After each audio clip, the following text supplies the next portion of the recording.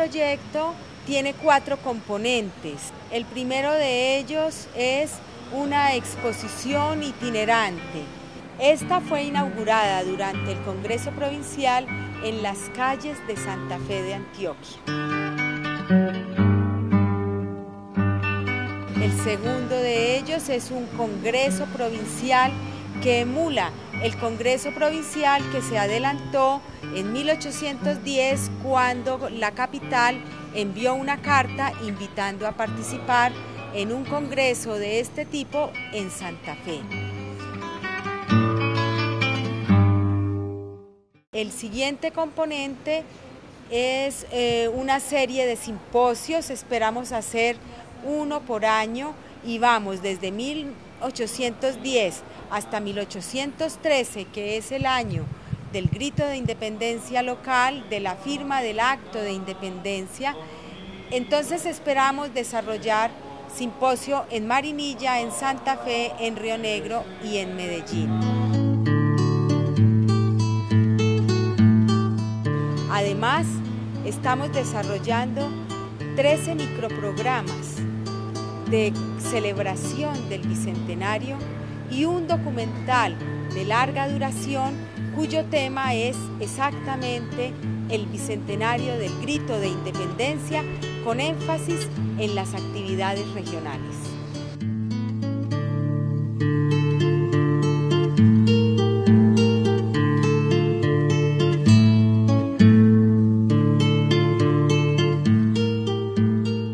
Un día después de recibida la famosa carta que por Río Negro le llegó a don Pedro Sáenz y en la cual se narraba el levantamiento de Bogotá, el cabildo de la ciudad que hoy nos recibe convocó a los de Marinilla, Río Negro y Medellín para que, en comillas, alianza provincial, así se rotularon las banderas, se decidiese el futuro del territorio.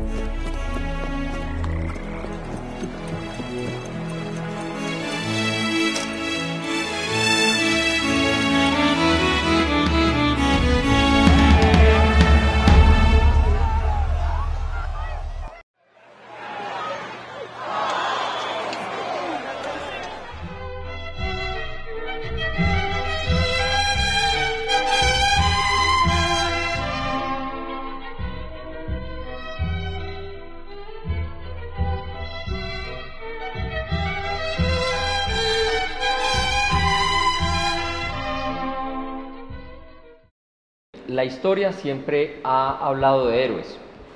La pregunta sería, ¿qué es un héroe? Un héroe siempre ha sido definido como un gran hombre o una gran persona, para excluir el asunto pues, de hombres y mujeres indistintamente, podríamos hablar de una gran persona.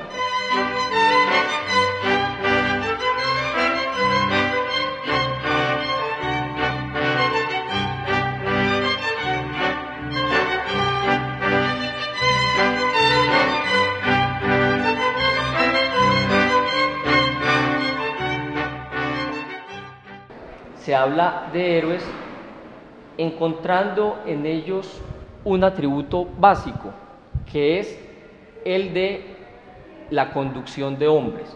Usualmente se pensó que el héroe es aquel que es capaz de conducir muy bien a otros hombres, o sea que ejerce un poder político sobre los demás.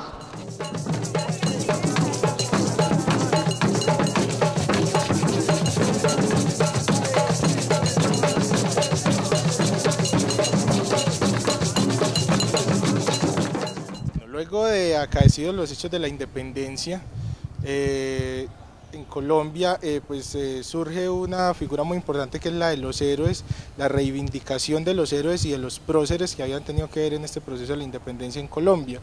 Es así entonces como a personajes como José Manuel Restrepo, y como Simón Bolívar, como Santander y otros grandes personajes que habían tenido que ver en este proceso, surge toda una reivindicación de estas figuras en el arte, en la literatura y en la misma historiografía.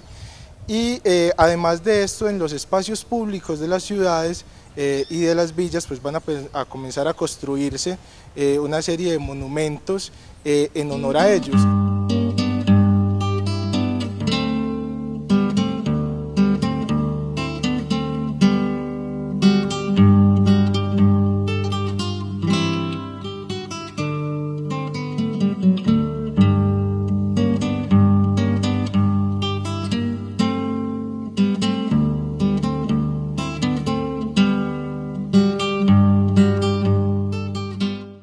Esto no solamente va a suceder en estos lugares, sino que los cementerios también van a ser espacios donde se les va a permitir rendirle a estos personajes homenajes a través de mausoleos y monumentos que van a permitir recordar a la figura del héroe, pero también de resaltar ese imaginario que existía alrededor de ellos.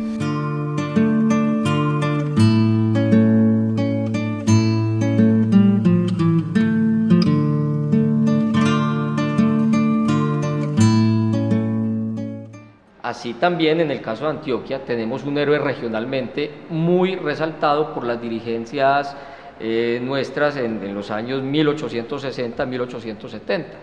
Se trata de un momento en el que en el marco del Estado federal, sobre todo después de 1863, la élite antioqueña impulsa a José María Córdoba como el gran héroe de Antioquia.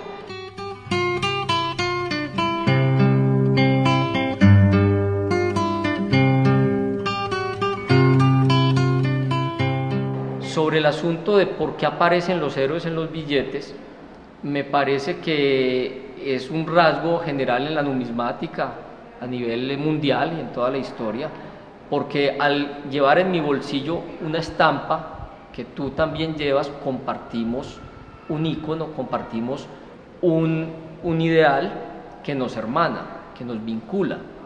Ese tipo de circulante, de imágenes circulantes, generan cohesión social.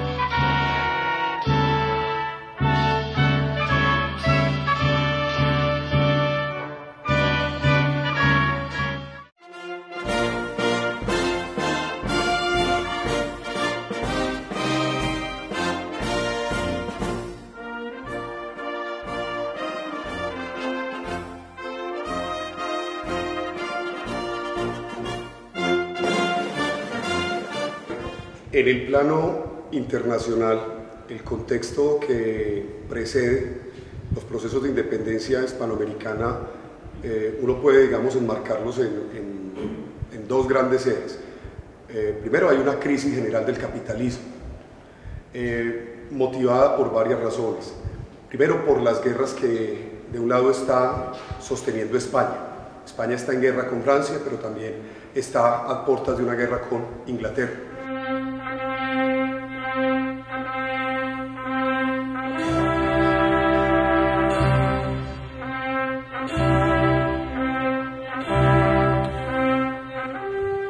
De un lado, las reformas borbónicas impuestas van a tener digamos, un impacto bastante fuerte en las colonias en América.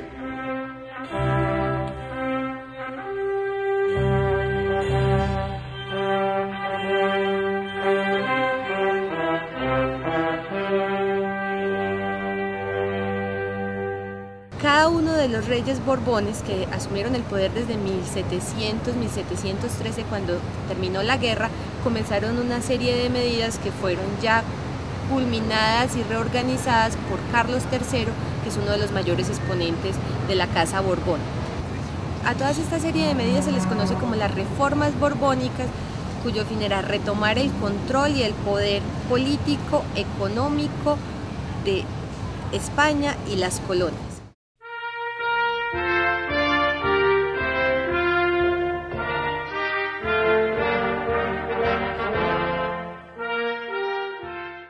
La idea de los Borbones era controlar todos los aspectos de la vida social, política, económica, social y cultural de las colonias. Se volvieron más controladores de la moral pública, de las mezclas entre castas. Después, en 1810, cuando estallan todas las revueltas ante los sucesos ocurridos en España, lo que buscan estos criollos es mayor participación en el poder político, una mayor participación en el comercio internacional, un reconocimiento de lo que es Hispanoamérica, de lo que es el Virreinato de la Nueva Granada y lo que son sus naturales.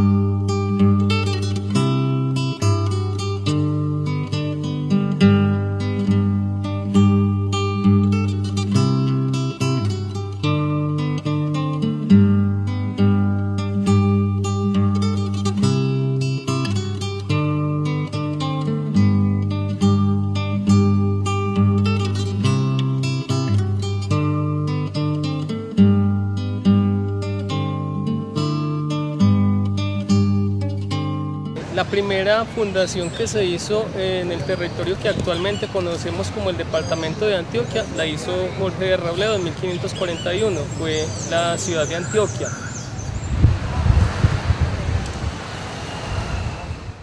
Jorge de Robledo era un lugarteniente de Sebastián de Belalcázar con pretensiones de independencia, que vino haciendo fundaciones a lo largo de la vertiente del Cauca.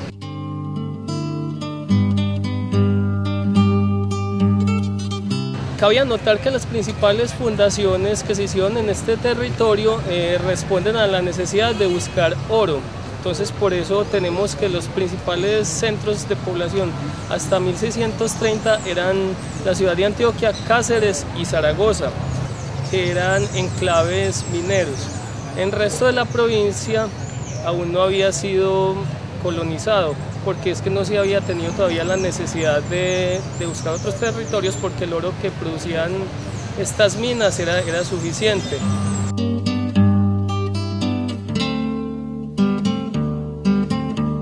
La economía antioqueña en ese momento giraba en torno de mucha pequeña y mediana propiedad agraria, unos cuantos trabajadores mineros independientes y unas cuadrillas de esclavos trabajando en las minas para los blancos ricos y unos comerciantes.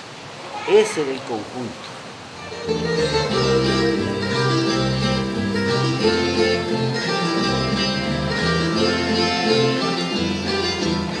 El privilegio privilegio social, el poder social y la élite estaba formada básicamente por comerciantes, que lo que hacían era comprarle a los pequeños propietarios sus excedentes y venderles sus.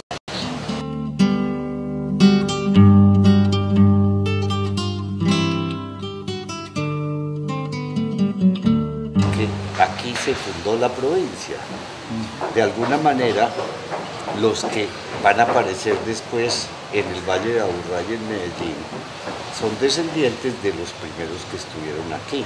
Lo que ocurrió a comienzos del siglo XVII es que algunos ricos de acá vieron mejores alternativas en el Valle de Aburrá, necesitan desarrollar la agricultura y estas tierras no son muy propicias para eso, entonces se fueron al Valle de Aburrá. Y por ahí derecho, algunos siguieron desde el Valle de Aburrá hacia el oriente. El concepto de ciudad madre da razón un poco de eso. De esta ciudad salió el proceso que fue a conducir a que se creara la población del Valle de Aburrá, entonces la elección de la Villa de Medellín, y también de algún lado, más de Medellín, pero también de Antioquia, fueron a fundar Río Negro y a crear ese tipo de cosas.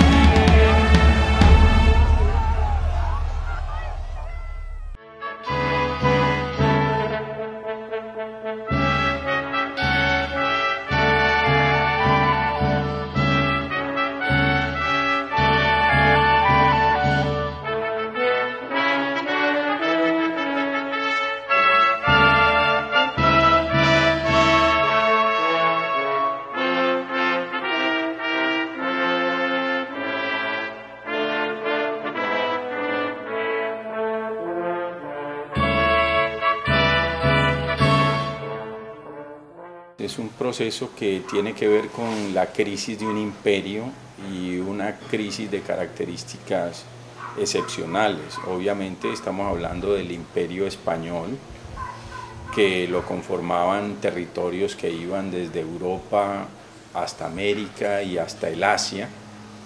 Ese imperio entra en una crisis muy profunda entre la segunda mitad del siglo XVIII y sobre todo en la primera década del siglo XIX. Luego vamos a tener la experiencia francesa con la Revolución, aunque no podemos confundir que con la Revolución nace la democracia, con la Revolución Francesa, porque lo que sigue luego de la Revolución es un proceso, digamos, de terror que va a llevar a su punto con el ascenso pues, de Napoleón al poder y la idea de hacer de Francia un gran imperio.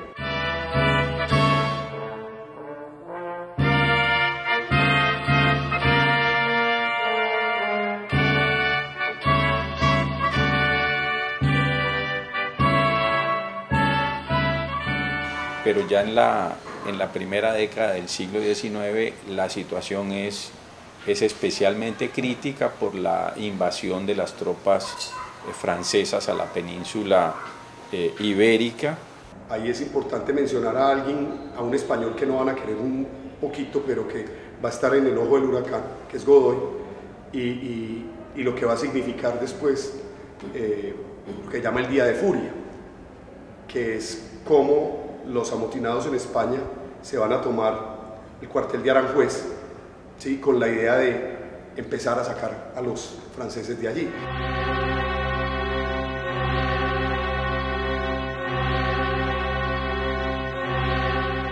El vacío de poder dejado por Fernando VII, es decir, cuando Napoleón lo pone prisionero, va a ser otro aspecto clave de los que va a incidir directamente en el proceso de independencia.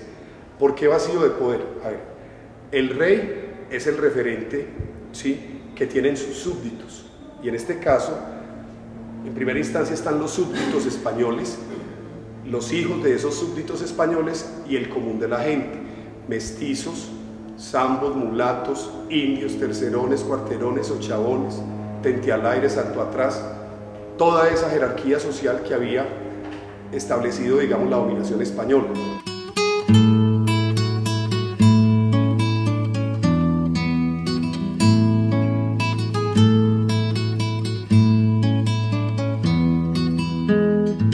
Entonces, las repercusiones de la crisis estructural europea, las ideas de la Ilustración, la expansión inglesa, la independencia norteamericana, la Revolución Francesa, las sociabilidades políticas puestas en funcionamiento aquí, son, digamos, hay el vacío de poder, son las que van a crear las condiciones generales para que se inicie ese proceso de independencia.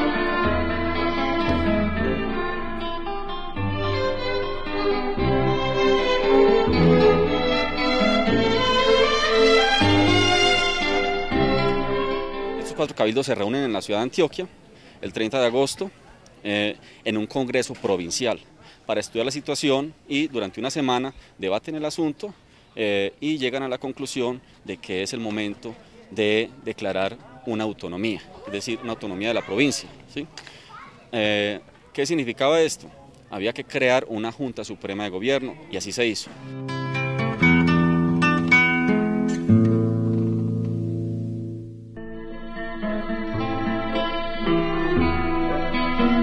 Caballeros, el Consejo Provincial Superior está asumiendo la encomienda de mantener y velar nuestra seguridad, tranquilidad y prosperidad.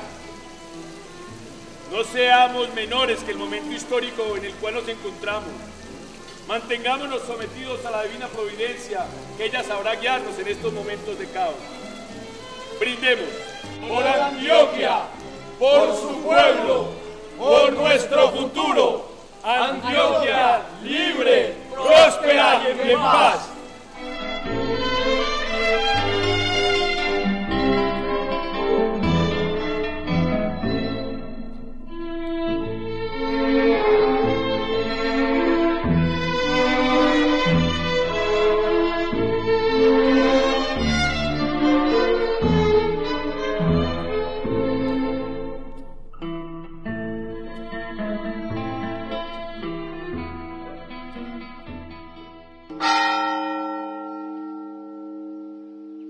Hemos desarrollado pues este componente del proyecto para llevar la academia dando un salto más allá hacia la región, hacia la clase política, hacia las municipalidades, y tuvimos unos hechos bastante significativos con la asistencia de representantes de las 125 ciudades que hoy en día conforman el departamento de Antioquia y con participación en las mesas de trabajo de líderes de la academia.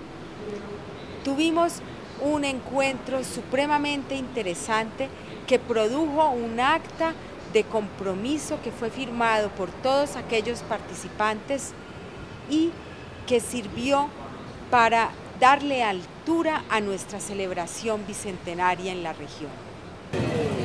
Con todo respeto, don Juan, así en estos momentos España y el reinado tienen problemas por la invasión de Napoleón, pues no creo que sea prudente por ahora independizarnos. Por eso hacer un evento en la ciudad de Antioquia donde se va a debatir y a tratar con más detalle el tema del Congreso Provincial. Es decir, un segundo Congreso Provincial que, a diferencia del de 1810, no pretende declarar pues la independencia de ningún país, sino plantear una serie de problemáticas que nos aquejan como región y como país, y plantear escenarios de futuro, buscar salidas, propuestas, escuchar muchas visiones y también reconocer de alguna manera los aportes de los indígenas y de los negros. La Gobernación de Antioquia, y específicamente desde la Secretaría de Equidad de Género para las Mujeres, venimos apostándole a la educación, a la formación, como el vehículo de transformación de unas relaciones que históricamente han sido inequitativas. Articular la educación como un eje que permite avanzar en relaciones de convivencia, en cultura ciudadana y en desarrollo en todos los niveles para el campo local, regional y departamental. No pensar solamente en los megaproyectos, sino pensar en generar un desarrollo local, generar oportunidades que permitan alcanzar la equidad.